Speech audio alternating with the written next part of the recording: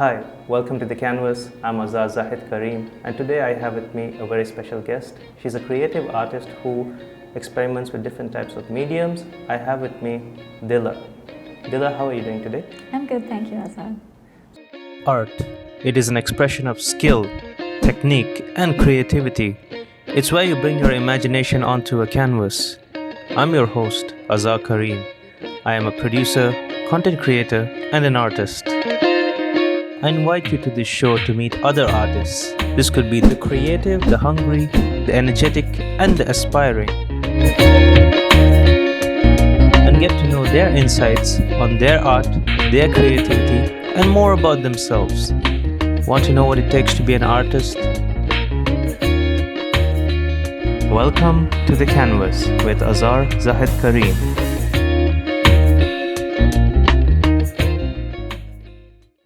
Tell us about yourself as a person as well as an artist. Okay, so I'm actually, art is just something I do as a hobby and a passion.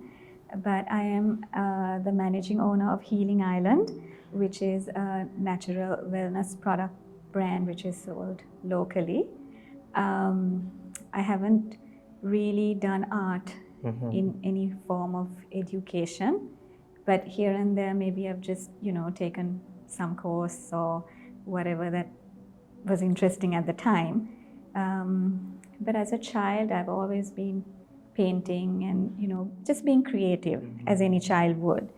And then, like any mother would do, my mom put me to Latifa Ismail, at the time a very good art teacher. And I worked with her for a couple of years. And then, after you start your career and all of that, you just forget about, your passion. Yeah. And one thing led to another, and it just went away. And later on in life, when I really, really wanted to get back to art, I started all over, and it just came back. So what was that push that made you think like, I have to get back into this?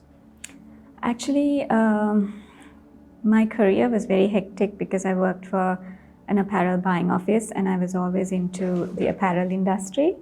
And that took a lot out of me. I had to travel a lot, and I just I felt I was missing something. Yeah. And that's what really made me do what I really love doing. So how would you describe your art style? Because you tell me, like, what is it? That's a tough one. I don't say I'm a particular style. I love to create, and I would use anything that would help me make it look the way I want it to look. So in terms of, let's say, workspace essentials, what is it that you use? Like different mediums, or what do you need exactly? I use different mediums. I actually paint on pottery, I paint on canvas. So, it's endless actually. So in terms of influences, you mentioned Latifa. Yes. Who else has influenced you, like in terms of your art style, and let's say, is it like maybe environment or surroundings, anything that has influenced you in your art? Yes, actually, nature.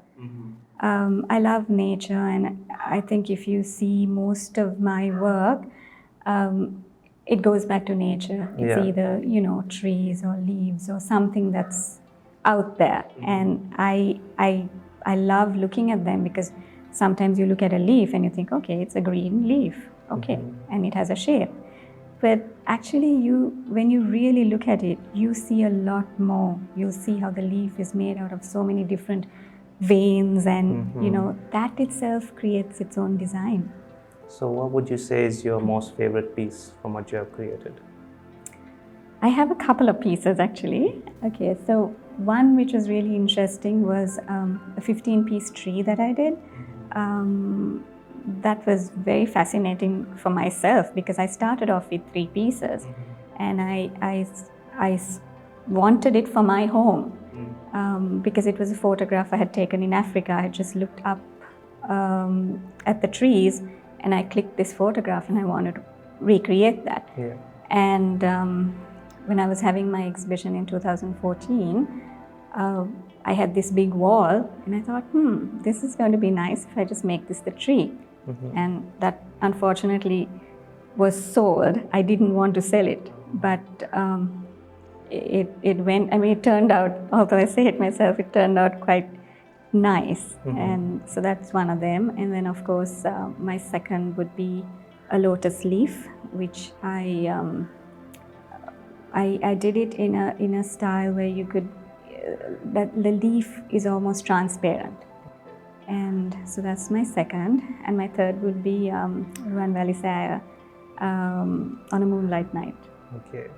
So now earlier we were talking about when you had that shift, when you wanted to focus on art. So what was initially people's reactions around you? I have a very supportive husband, so he was all out. He was like, go for it, follow your passion. But I have always been used to working and always being used to being on the go. Yeah. So it was a little difficult to be a full-time artist. Of course. Because you can't. Because people still have that feeling that it won't get you that much money, it's very hard to get clients, all that. Yes. So let's say now in terms of social media, has it been of any help to you? Absolutely. Actually, during lockdown, I started my own page. And it's been very interesting because a lot of artists from around the world, they message you and they say, they ask you how you do certain things. And it's really nice because you can ask them as well, how do you mix things? How do you, so it's a very nice interaction. So I've also heard you have exhibited before. Tell us more about that.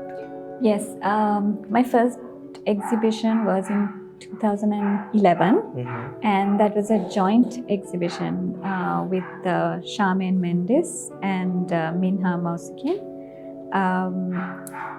That was basically black and white line drawing, and that's something actually I learnt from our mentor, Mr. Sri Weerasinghe. I enjoyed line drawing, I enjoyed creating with it, and that's what I actually bring into my art. I mix all of my styles together in my art. I don't do one painting with one style. Yeah. So because I don't, I feel I bring out a more three-dimensional effect in a painting by doing so. I also had my solo exhibition in 2014, Golden Dawn. That was basically black and gold acrylic work, and also line drawing within the acrylic work, which brought out the details in every painting. And since then, I haven't really thought about having an exhibition, but maybe in the future, who knows? Maybe this year? I'm not sure, but right now I'm really enjoying teaching.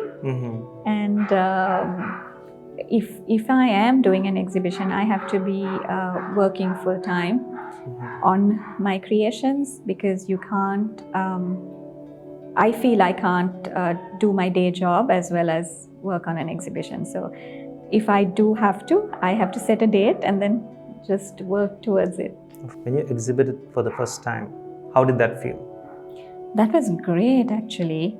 I never thought, that my paintings would have an impression on people as much as,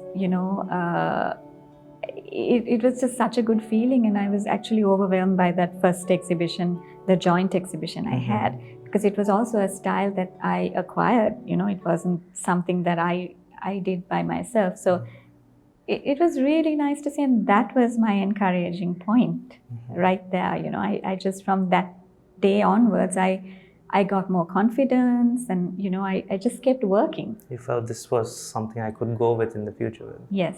So Dila, tell me, what's one of the worst things you heard as an artist? I think the worst thing I would have heard is, oh, if she can draw like this, I can draw too. It's just that easy, right? Yes. So now, in terms of future plans, what's next for you? I am actually working on commission work, and I really like doing that because it's challenging as well.